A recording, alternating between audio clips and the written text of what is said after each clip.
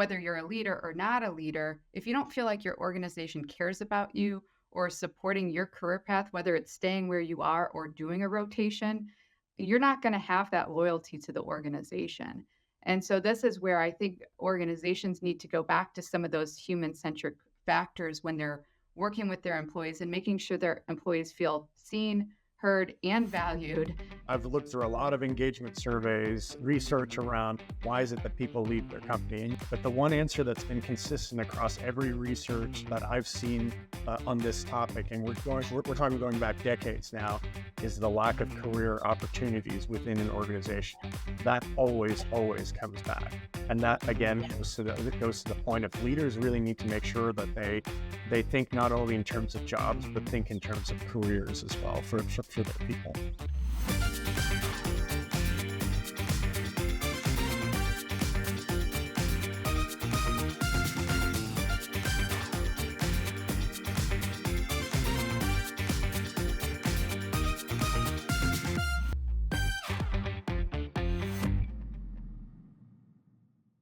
I'm Denise Chaffin, and I am your host for Talking TA. And today I have with me Beth Linderbaum. And Beth is with Right Management. She is the Senior VP of North America Solutions and Transition Consulting Delivery. And I also have with me Karel, Vander, Mandele, and Karel is with also with Right Management as Senior Vice President for North America.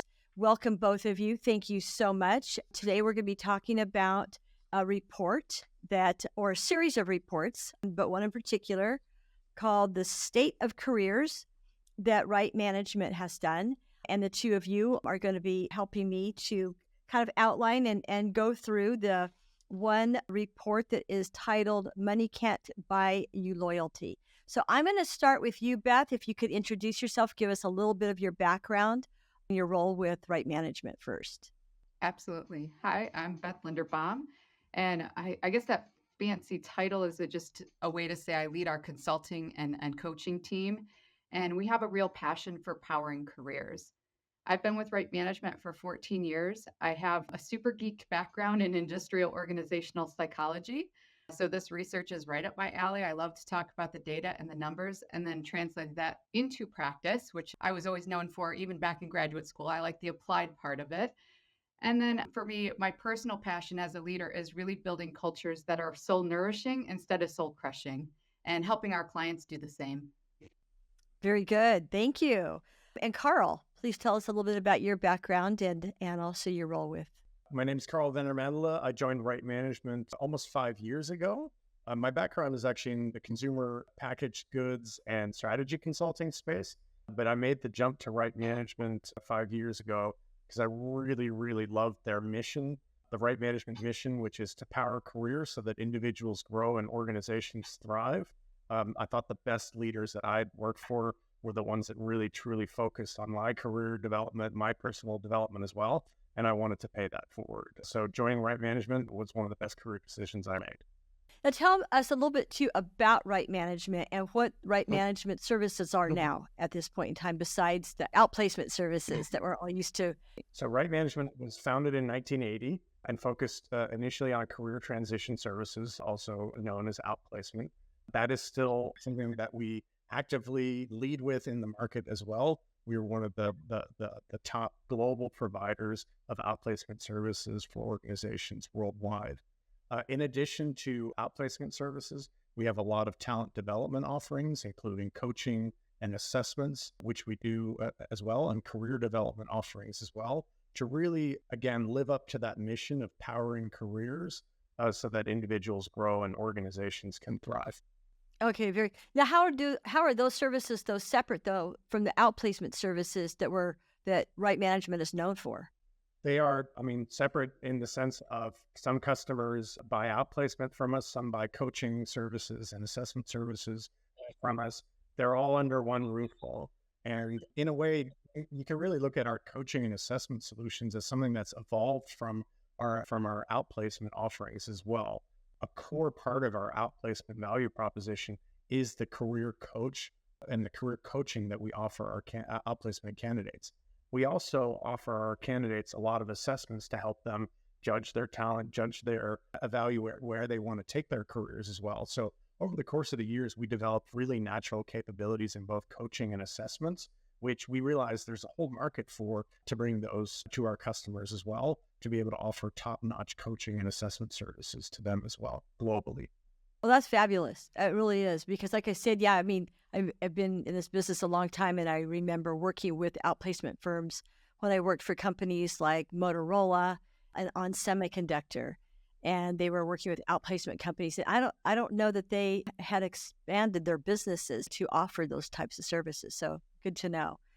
So let's talk about what inspired the State of Career series. Well, I'm happy to get us started, but one of the things I like to say is that careers and coaching is really part of our DNA at Right Management. And so we've always believed in the power of supporting people's careers along their journey and have seen the impact of that in the work that we do in organizations. And I know I referred to my IO psych background, my geeky side. So I did start my career doing a lot of work in engagement surveys. And one of the things that we saw time and time again with our clients when we did those engagement surveys, that one of the key drivers of engagement was career development.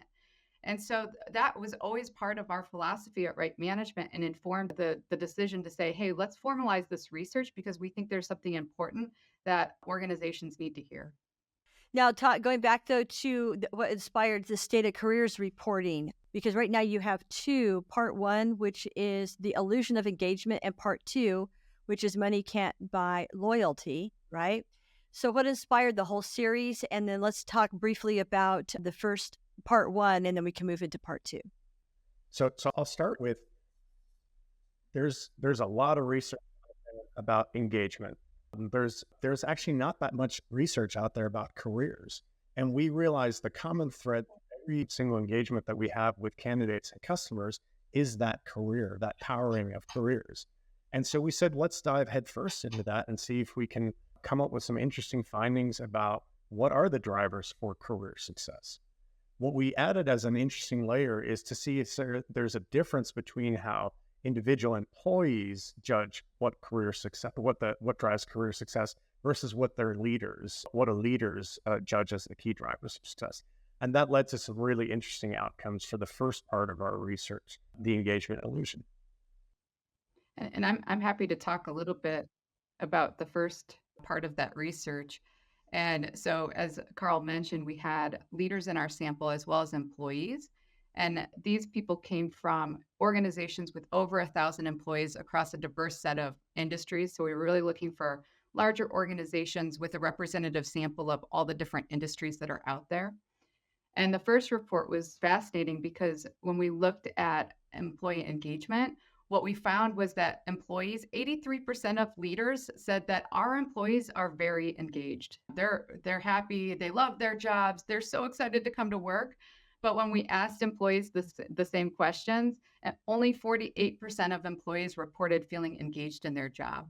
So that first research study really set the stage for looking at the disconnect between leaders and employees. And then the second study that we're going to talk about today really digs into, well, what drives that engagement? How can organizations and leaders really understand what employees want, and how is that different than maybe what they wanted in the past? Yeah, and I noticed the report, it contains graphs with some data that lists on there the gaps between leader perceptions and employee engagement drivers. So let's talk about that. So what we found was that leaders, once again, were out of touch. So leaders were grossly overestimating the importance of pay and benefits in driving employee engagement.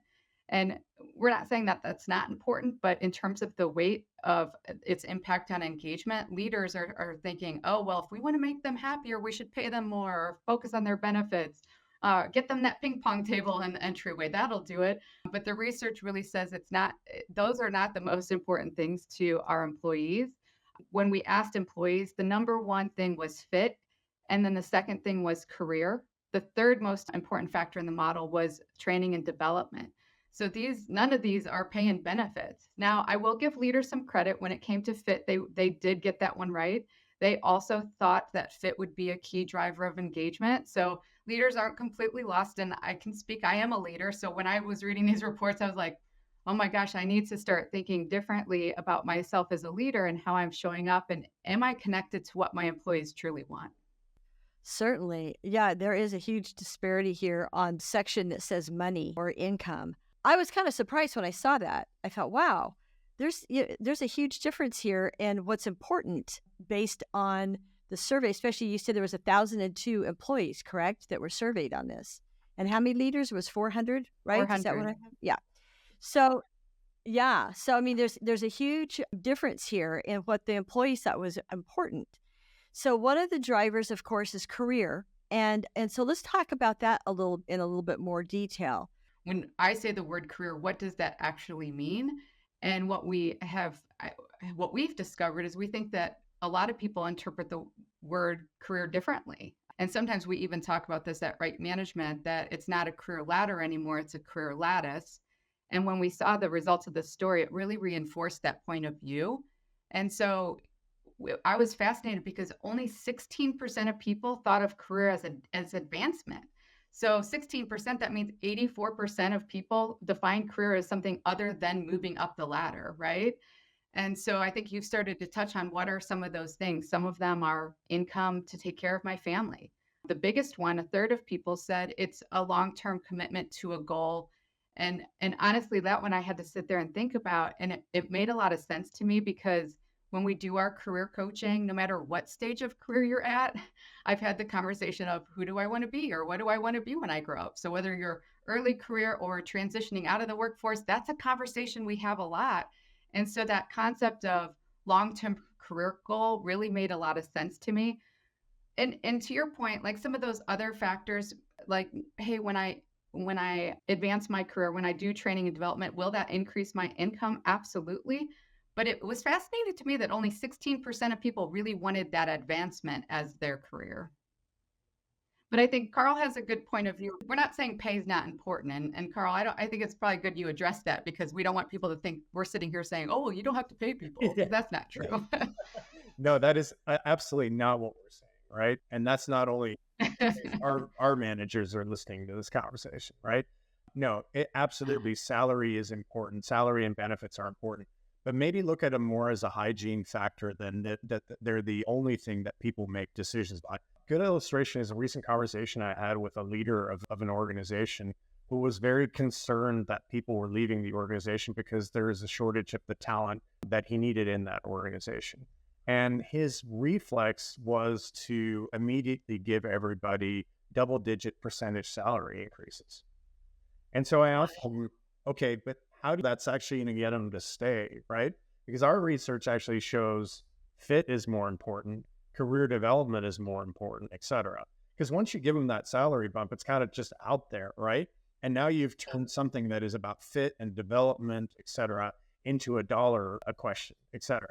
So a year from now, if they still don't have the fit and they still don't have career development or the learning and development, are they just going to come by and go, well, you're going to have to give me a little bit more money because otherwise I'm leaving, right? So it becomes a bit of a wormhole if you your reflex reaction is to immediately grab the salary lever, pull the salary lever in order to drive loyalty.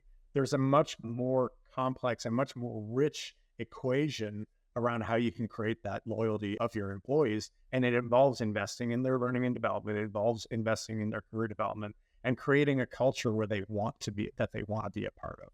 So I think that's really our message to leaders is, and again, for us to challenge that leaders because they've given us the feedback that they think it's really important, go straight to salary after fit. And employees are saying, no, there's more important things to us than salary as well. Again, not saying salary isn't important, but there's more important things as well that really drive our engagement and our loyalty. That's really the key takeout for leaders. Well, and I noticed too on this report, those three components, continuous learning, advancement, and income, were part of the careers, were about 52% of the career definition, right, for this report.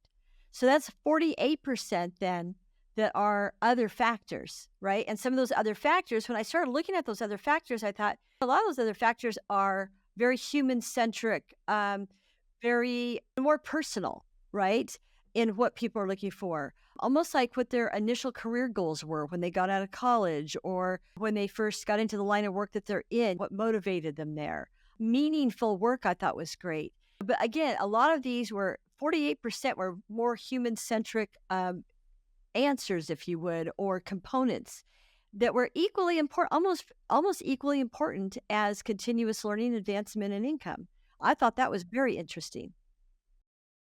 And so it goes back to money only takes you so far, but those other some of those other things are still an investment of your people, right? It's still money, but it's just putting money towards them in a different way, in a way that builds them up to have bigger skill sets who that helps them with their meaning and purpose and feeling connected to the work that they're doing.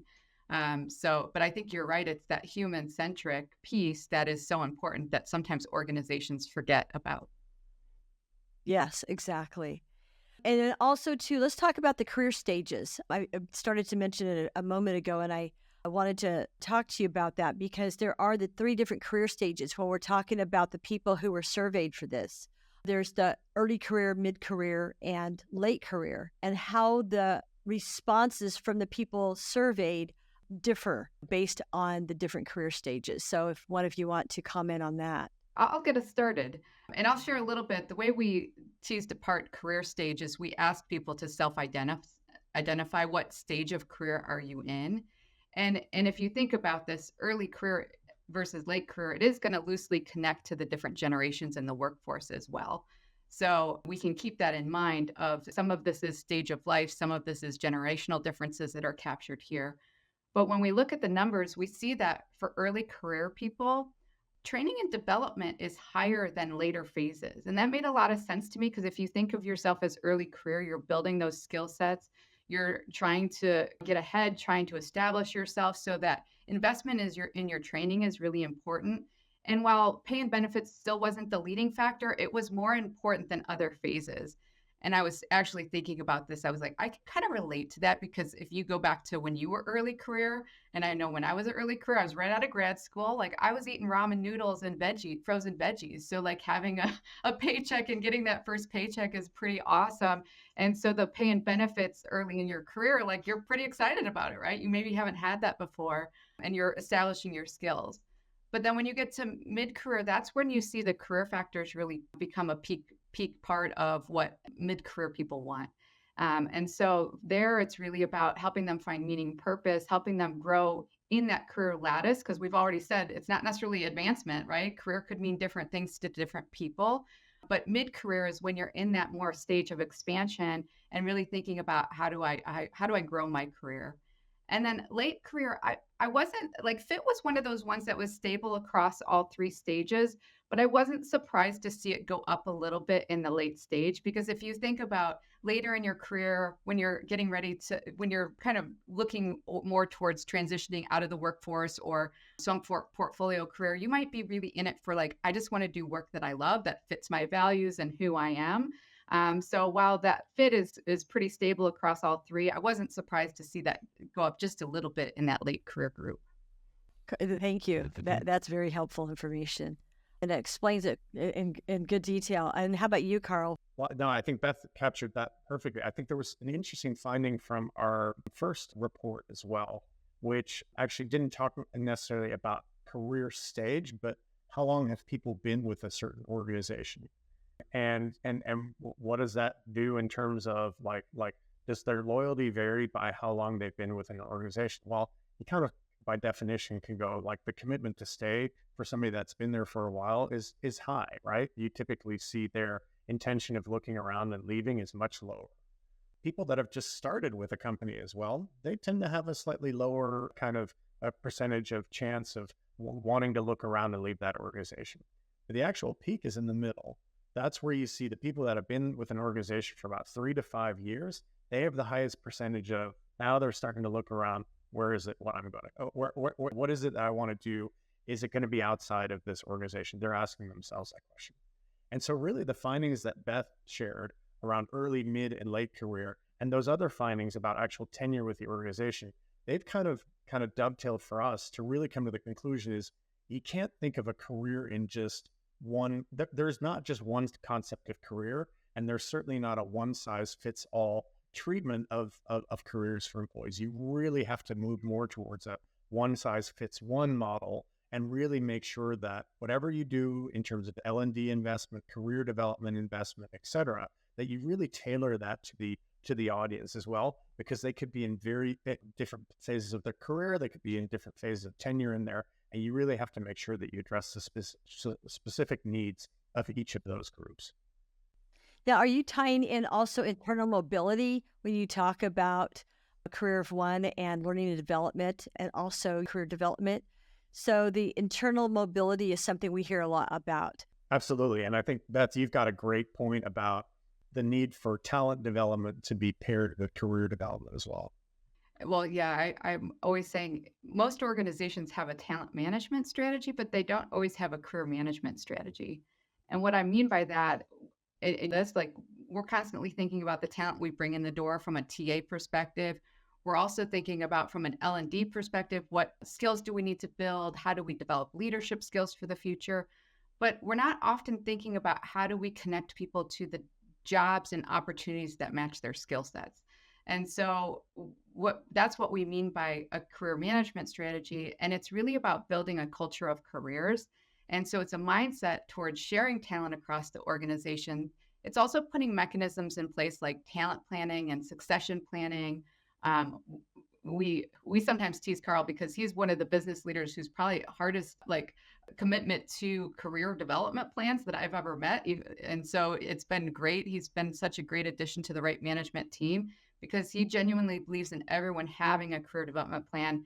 And he even has a binder of all of our plans there so he can reference it and represent each of us in the room when we're not there. And I love that. And I can see it happening in our organization where people are representing my own career even when I'm not sitting in the room. And that's because we've had career conversations. We have that culture of careers that we've built over time.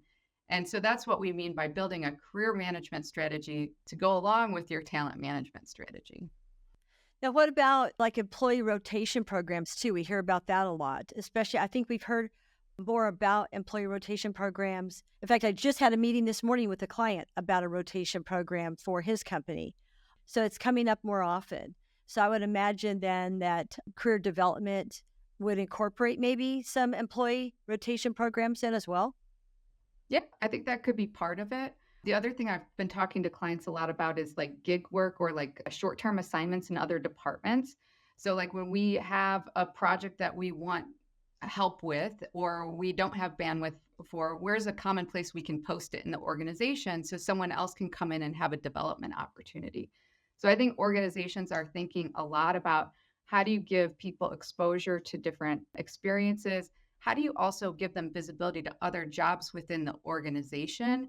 And so you have to be careful with some of that, right? Because you can overdo it in a way where it doesn't make sense, where you're investing in it and people are like, no, that's not, I actually don't want those other skills, or I don't want to have that. So this goes back to making sure you're individualizing that, you're putting the right people in those experiences. No, I nothing to add to what Beth just said. I think she nailed it there. I think that concept again of one size fits one. If your rotation program enables that, great. Or is fueled by that kind of concept, great. If it's just rotation for the sake of rotation, probably not going to be successful. That's good to know. I mean, because there are companies that are talking about it more. I mean, just from my perspective, my little corner of the world. Also, talking about rotation, let's talk about leadership rotation. Leaders rotating in and out, because I know it has an effect on employee retention. In fact, I don't know what percentage of people, when I'm asking candidates, what's motivating you to consider an opportunity outside of your current company? It's startling sometimes how many people will tell me, because we've had a change in our management, our executive team. I've had 3 different managers in 1 year. I mean, this type of thing, these are real conversations that we have with candidates and what does motivate them, right? So I think there's that insecurity that they feel. Organizational fit obviously is huge there. And so maybe that's part of the whole organizational, why it's such an important factor on this graph. Because people have complained. I don't feel like I'm my position isn't necessarily safe or secure, right? Because I'm looking at these leadership changes constantly, mergers and acquisitions. I mean, we've seen so many companies have executive and leadership changes as a result of mergers and acquisitions. So how is that going to affect then the organizational fit for employees? Yeah, I think there's a few pieces that you've commented on. And I could comment on a lot of different parts, but there's something about the human centric thing, Denise, that you pointed out. As you go through all those changes, whether you're a leader or not a leader, if you don't feel like your organization cares about you or supporting your career path, whether it's staying where you are or doing a rotation, you're not going to have that loyalty to the organization. And so this is where I think organizations need to go back to some of those human centric factors when they're working with their employees and making sure their employees feel seen, heard, and valued as they go through all those changes. And part of feeling seen, heard, and valued is feeling like I have someone who's looking out for my career and thinking about, well, in all that change, what does Beth really want? And how do we make sure our leaders are having the career moves that are of interest to them during those times of change? The only part, as long as I've looked through a lot of engagement surveys, research around why is it that people leave their company, and yes, their immediate manager is a big driver of why some people choose to leave. But the one answer that's been consistent across every research that I've seen on this topic, and we're talking going back decades now, is the lack of career opportunities within an organization. That always comes back. And that again goes to the point of leaders really need to make sure that they think not only in terms of jobs, but think in terms of careers as well for their people. It goes back to, it's not just paying benefits, right? Like those things that you just mentioned, Karl, it's not how much you're paying me. And I was just talking to one of our colleagues about this research, and he was cracking me up. He's like, well, there's no amount of money you could ever pay me to be a window washer on a skyscraper. And so there are things, once you've got those basic like needs met from a pay perspective, there's more that people are looking for. And it's having that career path, having a great person to work for that you can learn from, and some of those other factors that have, I think, been highlighted by our research. And when companies are making changes, though, at the leadership level, maybe due to an acquisition or just due to some restructuring, because you hear about that often. I mean, over the last couple of years, how many companies have restructured? So what has the message then been in order to retain employees that they want to retain? What's the message been to them? And I guess the benefits, besides income, to the employees to keep them on a career path within the organization so that they're keeping their focus there and not on the changes that are going on organizationally. Beth, I'll gladly defer to you on this one. Denise, the key thing we always tell our outplacement customers is don't forget about the people that are staying with your organization as well. Outplacement is very much focused on the people that are leaving an organization, and career transitioning, it's very, very important to focus on the people that are staying with the organization as well. We sometimes call those your go forward people. So the people who are coming forward, they need time to process what's happened, but also part of that processing. And we've done some really cool workshops to support those people who are kind of the go forward group. They need something to look forward to as well. So they need that space and time to process, but they also need to know what they're moving towards from an individual and from an organizational perspective that can get them excited again and re-engaged in their work. And honestly, I remember I did a workshop. We have a workshop called Navigating Change. We did it with an organization who had to make some tough decisions. They had employees who were there for 20 plus years. They described themselves as a family. And I was in the workshop, and the woman came to me. I had just observed it for one of our team members. She came to me in the back of the room. She said, I thought this was going to be a waste of time, but I feel like so energized to move forward. Like this has given me hope for the future. And so it was just really powerful to see how supporting people in times of change and helping them figure out what their new next is, whether they're leaving the organization or staying with the organization, it's important for both groups. Oh, definitely. It so is. Yeah, that's a really great point. I'm glad we're talking about it. Another thing too and I'm just thinking about some of the comments I've had from candidates when I am having interviews with them regarding their interest in changing careers and why they're wanting to change from one company to another. Oftentimes, like you were talking about, Karl, they feel stagnated in their careers or pigeonholed is some of the terms that we've heard used, right? There's no other position for me. There's no place for me to go. I'm stuck here forever. And again, too, I think part of it goes back to income because again, with advancement becomes higher income and more prosperity in your life, right? I mean, none of us are philanthropists doing this, right? We all want to make the best income that we can. And so as we advance ourselves and we have career development, whatnot, all that's going to be part of the advancement process, right? The higher income and better benefits. And another thing I was going to ask you about too, we were looking at career fit lately, the last few years since COVID, the whole hybrid and work from home has been a huge discussion. Where does that fit in on this chart in terms of is that an organizational fit? Does that fit someplace else on this graph? Yeah, what's interesting is from an employee perspective, it was the lowest in terms of driving engagement, the fit and logistics. It's really those other things. It was fit with the job and values alignment and career that was more important. And I had a great conversation recently with someone who we were talking about how some of these organizations have so much time spent on the back to work decisions and how many days we're in and if people are coming in. And he said they had a new CEO come in and it was so refreshing because the CEO finally was like, why are we spending so much time talking about this? It's like not a value add discussion anymore. And immediately shifted the focus to their org strategy, transforming for the future, making sure they had the right talent, doing the right things.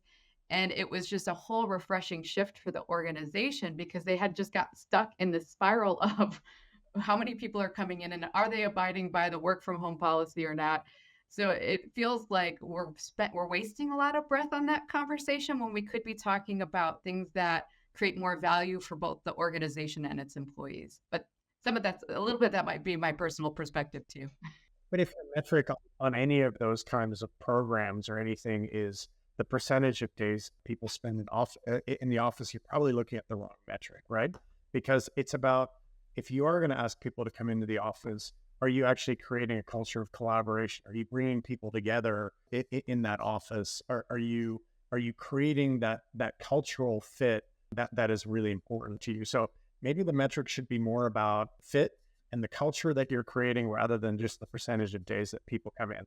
I have seen studies that say it's better for everybody to come in. I've seen studies that it's better to leave that up to the individual. I think there's so much evidence on both sides of that discussion. It's hard to kind of definitively say whether hybrid or remote drives engagement or not. I think it's way more important for companies to focus on what can they actually do to create a cultural fit with their employees, regardless of whether they're in or outside of the office as well. And maybe being in the office, being physically together can be a big driver of culture as well. I know we as Right Management, we're a largely remote organization as well. But we do invest resources to bring leadership teams together regularly so that they can be in the room together, especially when we're kicking off the year or whether we're kind of evaluating in the mid-year, where are we, where do we need to go in the second half of the year. It's very important to bring teams together physically. But again, don't make this about percentage of days in the office. That's probably the wrong metric. Yeah. Actually, it's still a huge conversation though, honestly. From a recruiting standpoint, It is. We can't get away. In fact, we have a client right now who's looking for 2 engineers to move to Idaho, right? And so there's not a lot of people in Idaho that fit these roles. And so we're going to have to move them, right? Well, one person said, hey, I don't mind moving because I'm just one state over. However, if I move and I'm there, how often can I go back? What's the hybrid work schedule that I could form because I'm going to keep my home in Washington? And the response was, you'll have 12 days a year to work from home days. So they kind of loved it by the year. Plus you have to be in the office. If you're on site here, you have to be in the office Monday through Thursday and you can work from home on Friday. So they kind of did this like flex schedule, which I thought, that's actually pretty creative and inventive. And so the candidate went for it. So it's like, she's like, okay, yeah. Sounds like something that I can work with because then I can go home for 3-day weekends. when I want to. And then I've got those 12 extra days, almost like floating hybrid days to do.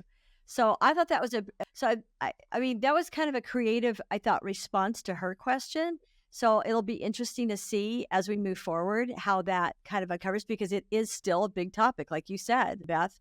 And even though people don't want it to be, COVID created this monster, and we still have to live with it, right? In the study, in the category of fit and logistics, out of all of the items we asked about, flexibility was the strongest one. So that really fits with what you're saying. It's still important because it's part of the model. It's accounting for variance, and the flexibility piece of it is important. So you're right. We're not going to get away from that conversation.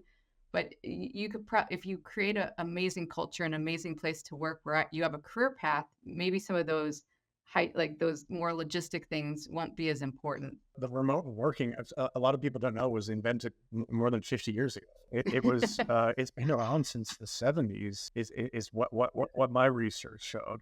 And I remember when dating myself a little bit here, but when we all started getting internet access and then broadband and everything like that, everybody's like, oh, this is going to change everything.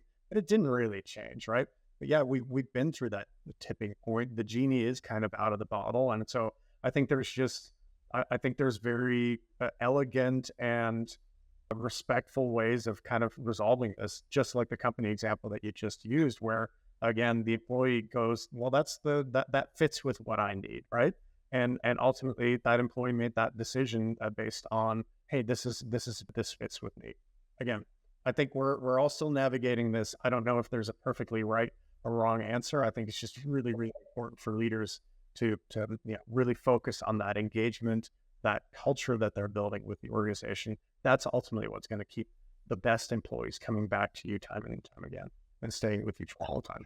Looking at the different career stages, I want to go back to that for a moment, because I think that the different career stages, of course, impact some of the responses differently, as we talked about.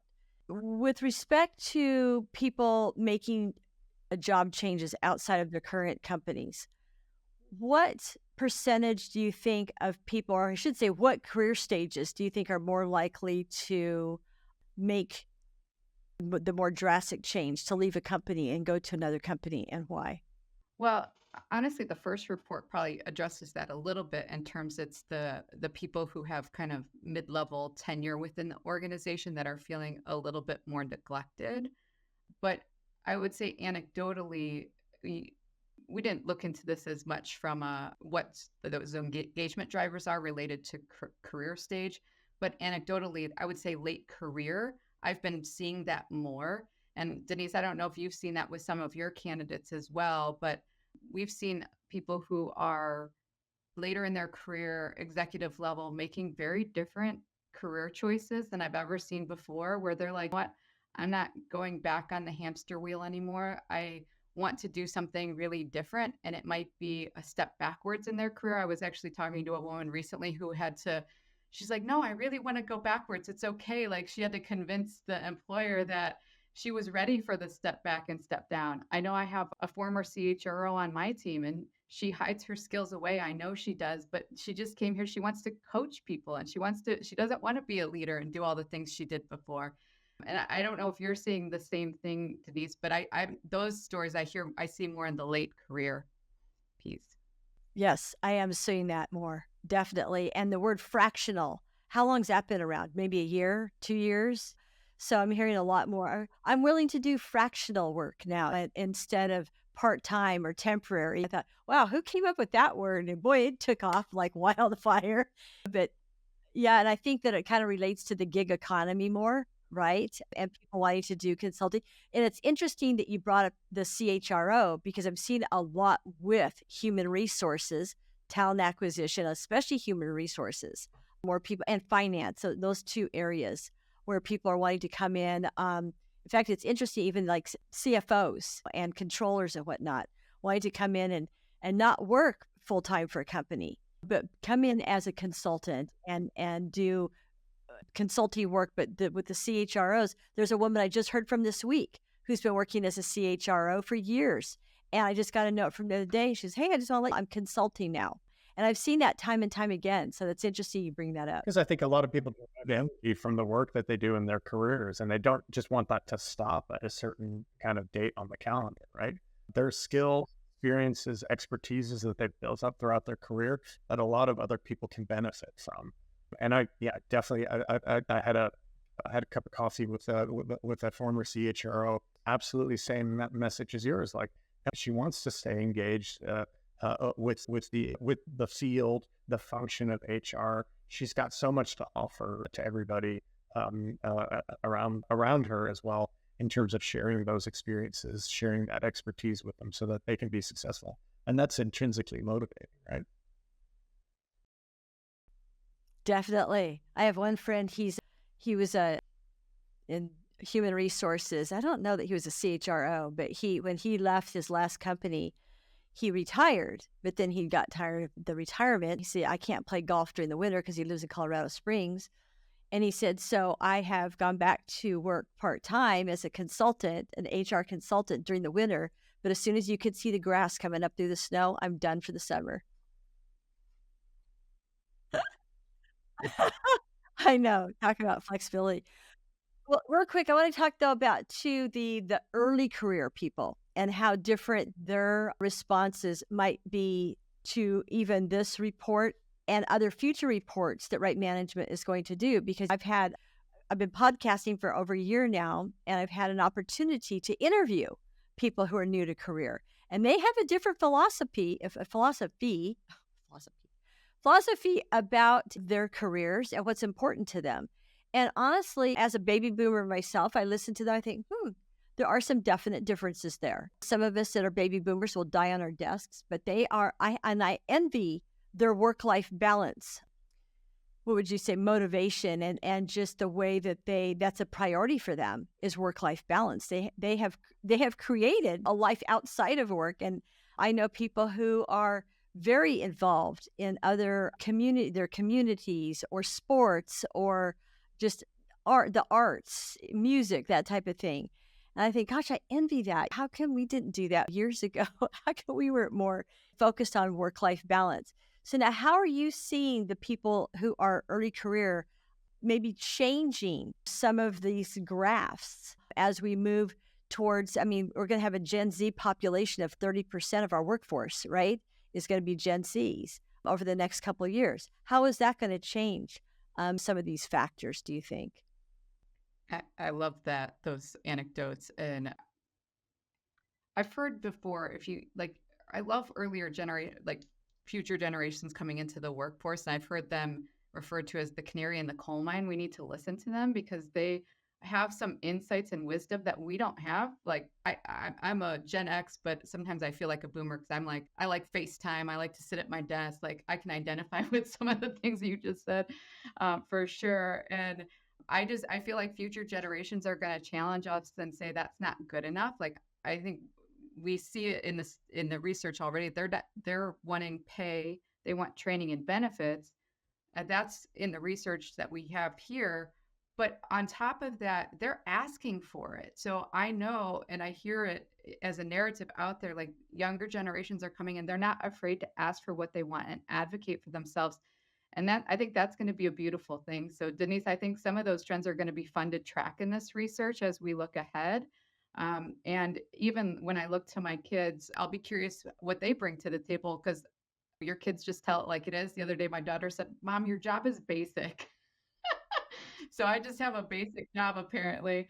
But then I was like, well, what's not a basic job? What are you going to do then? It's a possibility. It seems fun to dream about, like what will even the kids today bring to the workforce as we look ahead. Well, how did she respond to you when you asked her that question? I think she just envisioned it having something more like not being in front of a computer all day, which I don't know, with maybe AI, that's going to be a part of your future, like getting off screens, not pushing papers. Like I think she sees me and my husband as like people who sit at a desk and push papers around and click on things. So there's something, I think she wants something a little more exciting. But when I've asked her career goals, they change every time. So I'm just leaving it open. But at one point she talked about being a doctor and being in the medical field. And I'm like, I could see that for her for sure. There you go. Yeah, that would definitely not put her. Well, of course, I don't. We don't know what AI is going to do to the medical and the healthcare industry, right? Yeah. It's So gonna be fun to watch. That's for sure. Well, I think that it's I don't know if I'm oversharing right now, but my kids have watched The Office, the American version. I think every single episode, probably more than once, right? So they've grown up. They're I guess Gen Zers. They're about to enter the workforce a couple of years from now. They've still got college to go through, but their whole view of what work is like has in a way been shaped by watching this television show of a slightly dysfunctional paper company, etc.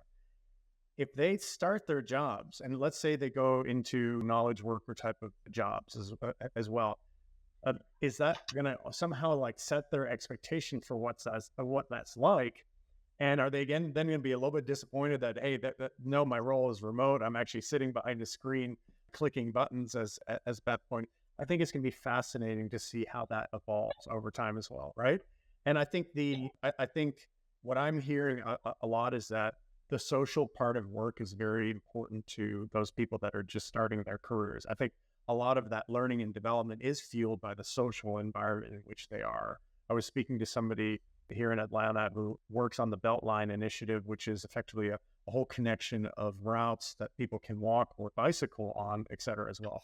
And he says a lot of people starting their careers want to live close to that so that they can easily get in and out of work and be physically together in that workplace as well. And I think that's just one thing we've got to keep our eye out on again and again. One size fits one here, right? What is that generation looking for when they're starting their new career?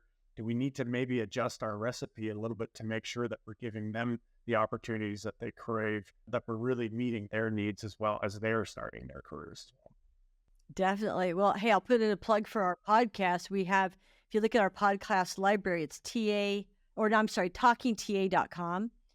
And there is, when we went to the Transform conference in March, is when I interviewed 3 Gen Z people who gave their perspective. And then we actually did a follow-on.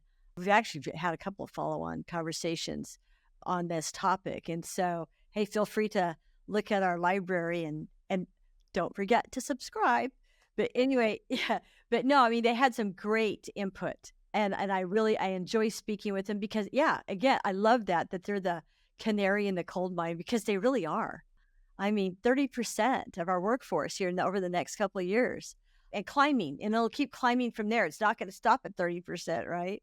Manpower Group did some research on when we were looking at gigs. They did look at generations, and they said younger generations were looking for that meaning and purpose too. And I think I don't know if that came up in your conversations. I'm going to have to listen to those because I saw them when I was checking this out. And I'm like, oh, those look good because I love hearing what the future generations are bringing in. But that meaning and purpose, I think, is important. And my son, who's reminds me, he's like, I'm Gen Alpha, Mom. I'm like, I need to look up what Gen Alpha is because I'm not, I don't even know. Like, can you even identify as something yet? He actually does identify with the meaning and purpose of work already because he doesn't remember anything about my job. But he's like, Mom, you help people find work and you help them find meaningful work that they like to do. And I'm like, that's a pretty good summary of what we do at Right Management. And he remembers that more than anything else I tell him. So Yeah, tell him to tell his sister. I know. I don't know. She'll be an interesting one to see unfold. Yeah. They'll be fun. Yeah, no kidding. Oh my gosh. Well, yeah, I know that Alpha Gen, I think they started 2013, kids born after 2013, right? Is Alpha. And they're the first generation that's 100% digital. What that means, I don't know. We'd have to look it up, but I just remember That's hearing my that. 10-year-old. Yeah, He was born there you 2013. go. He seems to identify as this generation already. It cracks me up. I'm like, okay, keep teaching me. So now what are some of the other upcoming topics that you'll have for the State of Careers? We're on the verge of releasing a 3rd chapter of the State of Careers later this summer. And we're going to really zoom in on that. What defines a career? How do people define their careers as well? So that we can really, again, build on that theme of what insights can we bring to the organizational leaders that really allow them to unlock that insight of one size fits one. So watch this space. We'll have the 3rd chapter of State of Careers on our website, right.com. Pretty easy to remember. We'll have that later this summer. People can already the first 2 chapters as well. Yeah. Oh, it's already on there. Okay, perfect, perfect. One last question here. When coaching your clients on career support and learning and development, so what are some of the initial suggestions that you have to get companies started on this path? And what are some of the tools that you use or you suggest that they use in order to kind of create career development and learning and development programs for their companies? I would just say, rather than reinventing what you have, it might make sense to look at what you have and see how you can add the flavor of careers to it. And that's how we think about our right management solution kit, of weaving that concept of careers throughout it. So when you're doing selection assessments, are you understanding that individual's career goals? And when you give them feedback on those assessments, are you then connecting it to their pathway into the organization? When you do training and development programs or coaching, are you weaving in this concept of careers? When you think about your leadership coaching, a lot of that is feeling connected to your meaning and purpose as a leader, and being able to articulate that meaning and purpose so others know where to put you and how to interpret your strengths in the organization. So there's a little bit of, you can look at the programs you already have in place and think about, where can we add that flavor of careers into it? The other thing is really thinking about, how do you empower employees to have those conversations and leaders to have those conversations? So we spend a lot of time, and we actually eat our own cooking a little bit, or drink our own champagne, as our salespeople like to say. We do that on a regular basis by supporting our employees and in building the career skills and developing their career plans. So every year we run a training for our employees. So here's how you put your career development plan, and here's how you own your own career. But we also help managers in having those career conversations. And career coaching skills is a skill set that's very teachable. It's the foundation of it clearly is coaching skills, but it's layering in some different kinds of questions and creating space to have those conversations over time.